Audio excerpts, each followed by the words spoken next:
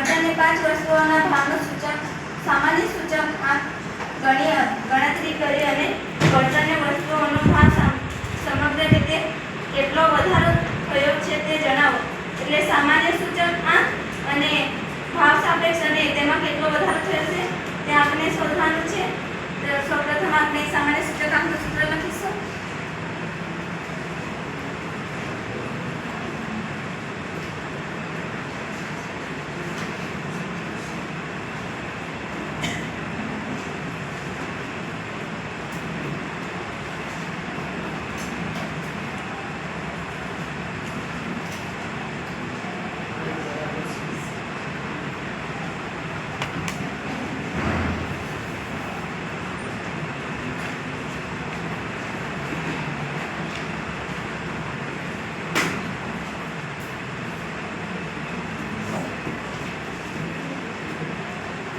સામાન્ય સૂચકાંકનું સૂત્ર છે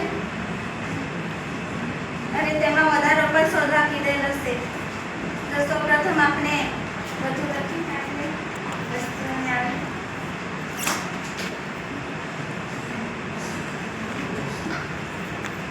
સૌપ્રથમ શું આપેલું છે?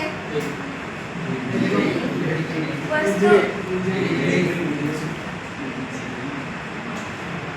પછી ગેસ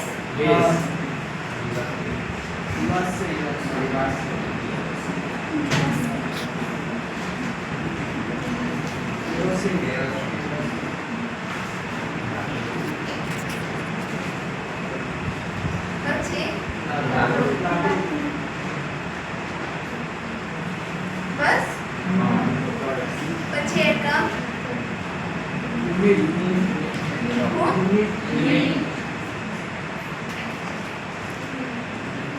પછી સિલિન્ડર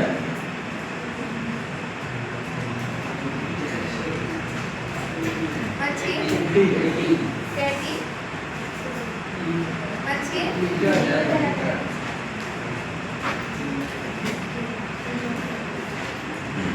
પછી કિલોગ્રામ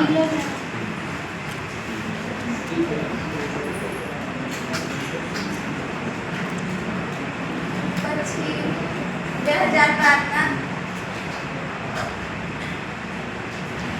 વર્ષ 2012 નો ભાવ એટલે ને પી કહેવાય. હા, અને જથ્થો જો આપેલો હોય તો ક્યુ કહેવાય.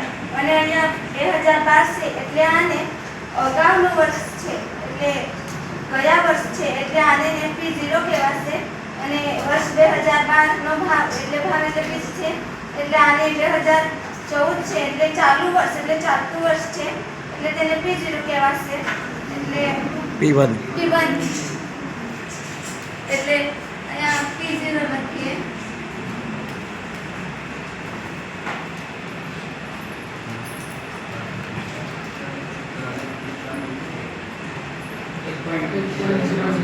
પછી 15 12 3.5 પછી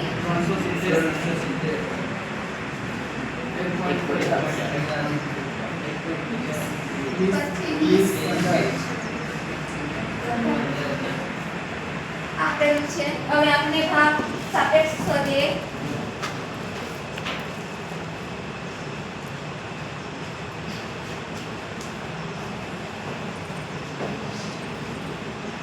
તેનું સૂત્ર છે P1 ના છેદમાં P0. તો P0 આપેલો છે અહીંયા અને P1 આપેલું છે અહીંયા. તો P1 ને પહેલે લખે એટલે તે ચાલુ વર્ષ છે એટલે 3.5 ભાગ્યા 3 કેટલા થાય?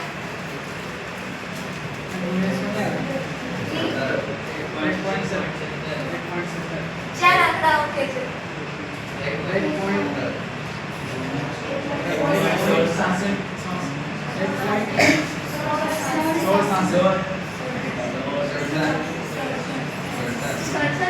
એક પોઈન્ટ વધારે કેમ કે ને 50 હોય કે નહીં એટલે અહીંયા 6 લાગતો જાય કે નહીં પોઈન્ટ પછી એટલે અહીંયા 50 એટલે વધારે હોય કે નહીં પછી અહીંયા 370 ભાગ્યા 345 કેટલા? 1.0725 પછી 1.50 1.00 કેટલા?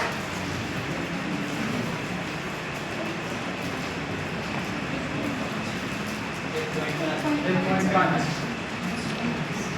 આમ 0 લગાડો તો પણ ચાલશે ને નહીં લગાડો તો પણ ચાલશે. 20 ભાગ્યા 15 કેટલા? 1.333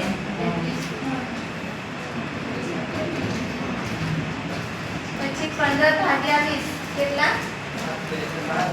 15 ભાગ્યા 12 બરાબર છે બરાબર છે 15 ભાગ્યા 12 કેટલા? 25 ને અને આગળ ને હવે આનો સરવાળો કેટલો થાય?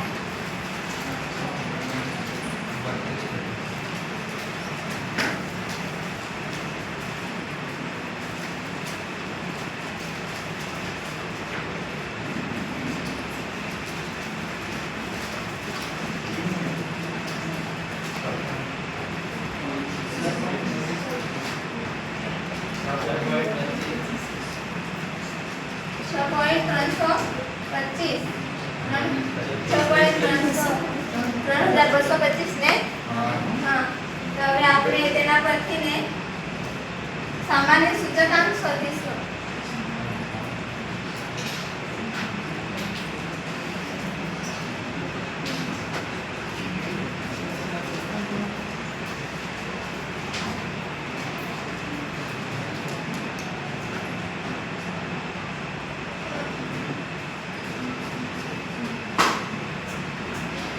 એને આપણને અહીંયા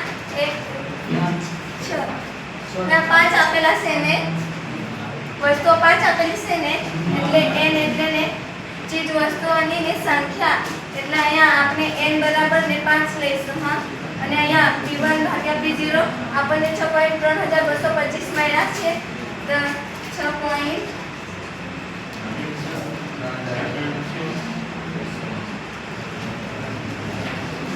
કેટલો જવાબ આવે?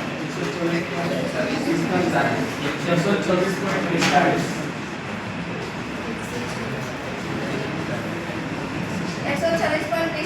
ને હા તો પછી આપણને હવે ને વધારો પણ શોધવામાં શોધવા કીધો છે એટલે આપણે વધારો હોય ને તો 100 માઈનસ કરવાનું. હા અને ઘટાડો જો કીધો હોય ને તો પ્લસ કરવાનું 100 પ્લસ કરવાનું એટલે આપણે આમાં ને